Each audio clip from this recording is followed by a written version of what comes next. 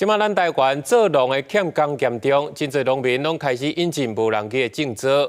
毋过嘛有农民指出，无人机相关的法规是无合实际需要，尤其是咧喷药啊时，定定拢有人来抗议。希望政府会当来辅导，提出配套办法。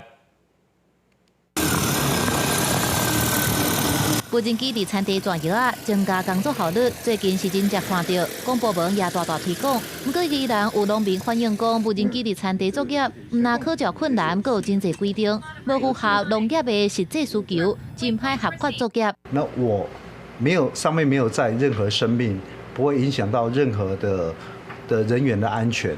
的法规为什么定得这么严苛、这么的严谨？农民讲，无人机伫产地作业，按照规定3天之前要向交通部资讯系统报道，作业完成也要报。不过产地作业需要配合气候，这款规定互农民真歹配合，而且申请无人机的作业，敢来当透过法人，自然人袂当真无方便。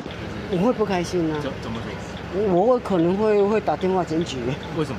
因为这样对我不好啊，因为我没有在撒农药，这是农药的味道啊。可是现在有改善很多了。有改善。也让无人机转药啊，也抢在和有机农民和当地住户产生冲突，增加作业的困难。只是说，就农民来说，还是一些申请程序会相对的复杂。那这个部分我们也会持续跟房检署去做一个沟通，请房检署再跟交通部去做一个进一步的处理。 官府表示，面对农民的需求，会继续向中央反映，看敢会当伫兼顾各项安全之下，提供更加方便的无人机作业流程，来符合农民的需求。原来无人机作业甲厝边冲突的部分，会辅导成立有机促进区，和有机农业专区化来降低冲突，并且呼吁农民转药进前应该加沟通说明。记者综合报道。